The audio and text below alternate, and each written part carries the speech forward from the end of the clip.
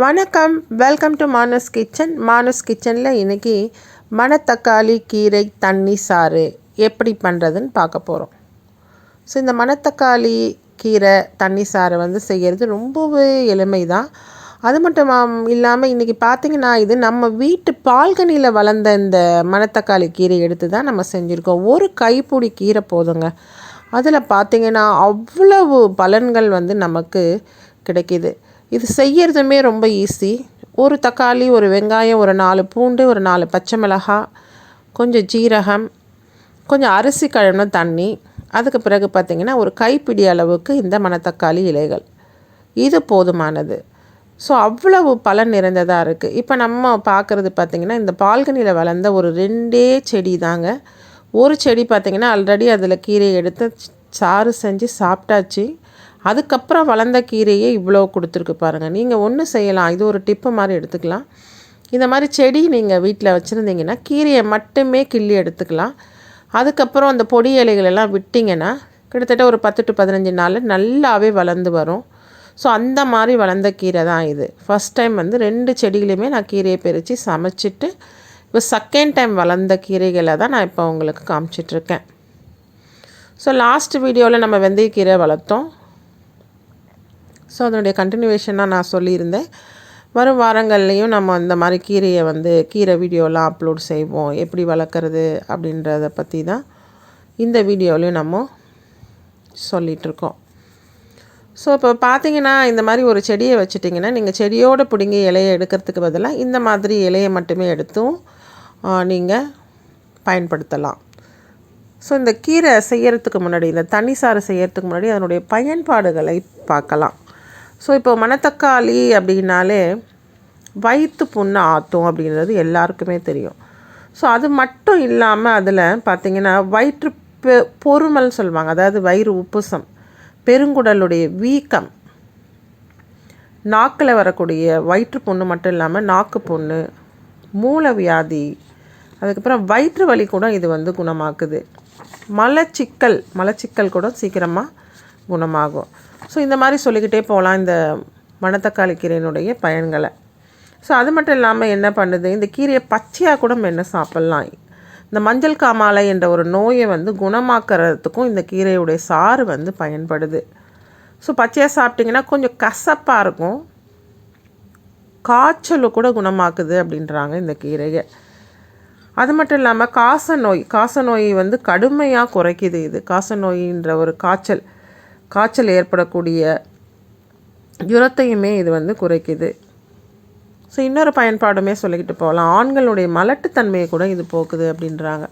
So இந்த மாதிரி ஒரு அதிக சத்து நிறைந்த ஒரு மருத்துவ குணம் நிறைந்த மணத்தக்காளி கீரையை எப்படி நம்ம தண்ணி சாறு செஞ்சு ஒரு சூப்பு மாதிரி, அது ரைஸுக்கும் போட்டு சாப்பிட்லாம், இல்லை சூப்பாகவும் குடிக்கலாம். எப்படி செய்கிறது அப்படின்றத பார்க்க போகிறோம். அதுக்கு முன்னாடி இதில் உள்ள சத்துக்கள், என்னென்ன சத்துக்கள் இருக்குது அப்படின்னு பார்க்கலாம். இதில் பாஸ்பரஸ் அதிகமாக இருக்குது, அயன் அதிகமாக இருக்குது, கால்சியம் அதிகமாக இருக்குது, விட்டமின்ஸும் இருக்குது, தாது உப்புக்களும் இருக்குது. இது உடம்புக்கு ஒரு அழகு கொடுக்கக்கூடிய கீரை அப்படின்னு சொன்னீங்கன்னா நீங்கள் நம்புவீங்களா? கண்டிப்பாக இது இதயத்திற்குமே ஒரு வலிமை தரக்கூடியது, உடலையுமே ஒரு கட்டுக்கோப்பாக வைத்துக்கக்கூடிய கீரை தான் இது மணத்தக்காளி கீரை. ஸோ இந்த கீரையை இப்போது நம்ம தண்ணி சாறு எப்படி செய்கிறது, ரொம்ப சிம்பிளுங்க. இது மாதிரி ஒரு கைப்பிடி கீரை இருந்ததுன்னா நம்ம எளிமையாக செஞ்சிடலாம்.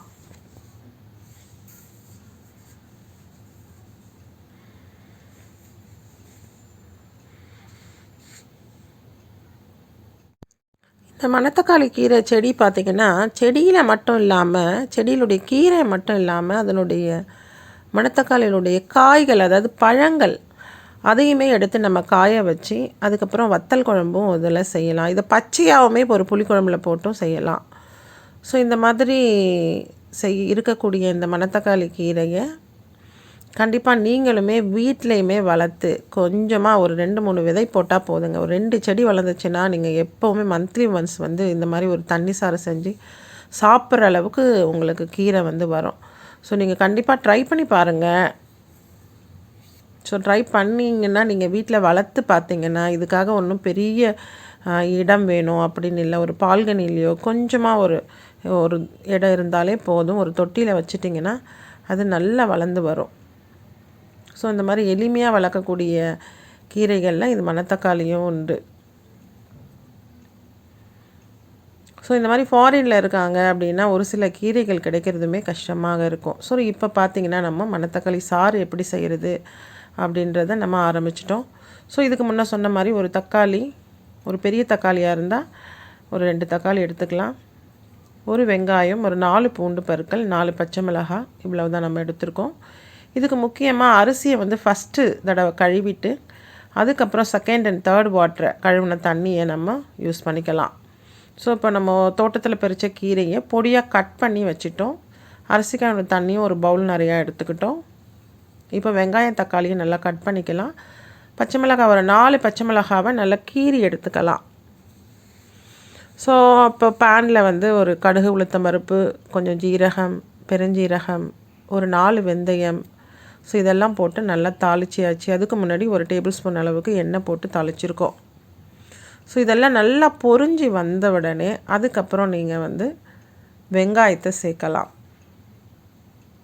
வெங்காயமே ரொம்ப நேரம் வதங்கணும்னு அவசியம் இல்லை. அந்த சூப்பு மாதிரி எடுத்து குடிக்கும்போது இல்லை ஒரு தண்ணி சாறு ரைஸில் போட்டு சாப்பிடும்போது உங்களுக்கு கடிப்படுற மாதிரி இருக்கும். அதுவே நல்லா டேஸ்ட்டு கொடுக்கும். ஸோ வெங்காயம் நல்லா ஒரு 1 மினிட்டோ இல்லை ஒரு 1/2 மினிட்டோ ஒரு மீடியம் ஃப்ளேமில் நல்லா வதக்கி விடலாம்.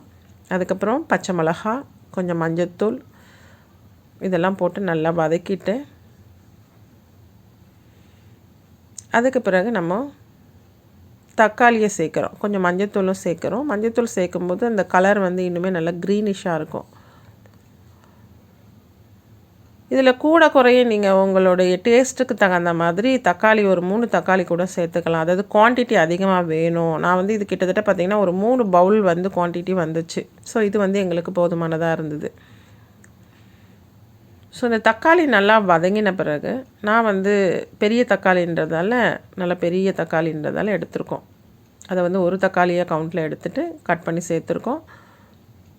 இப்போ நல்லா வதங்கிருச்சு தக்காளி.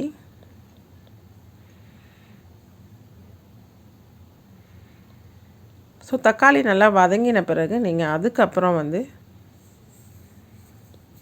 இடித்த பூண்டையும் சேர்த்துட்டு இந்த மணத்தக்காளி கீரை கட் பண்ணி வச்சுக்கிறத சேர்த்துக்கலாம். அதை நல்லா போட்டு வதக்கி விடணும். ஸோ முன்ன சொன்ன மாதிரி அதுக்கு ஒரு சிறுங்கசப்பாக இருக்கும். மணத்தக்காளி கீரை அப்படின்னாலே கொஞ்சம் இப்போ நார்மல் அரைக்கீரை, சிறுகீரை, முளைக்கீரை மாதிரி கசப்பு வந்து இதில் கொஞ்சம் அதிகமாக தெரியும். அதெல்லாம் அந்தளவுக்கு கசப்பு தெரியாததுனால இது கொஞ்சம் நல்லா வதக்கணும்.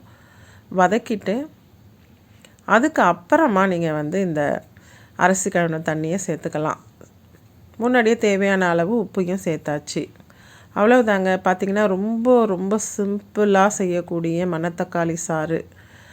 அவ்வளவு பயன்பாடு இருக்குது. வயிற்று புண்ணு, வாய் புண்ணு, இந்த மாதிரி மலச்சிக்கல் அதை குணப்படுத்துது, காய்ச்சலை குணமாக்குது. இந்த மாதிரி சத்துக்கள் அதிகமாக நிறைஞ்சிருக்கு. ஸோ சிம்பிளான ஒரு மணத்தக்காளி சாறு தான்.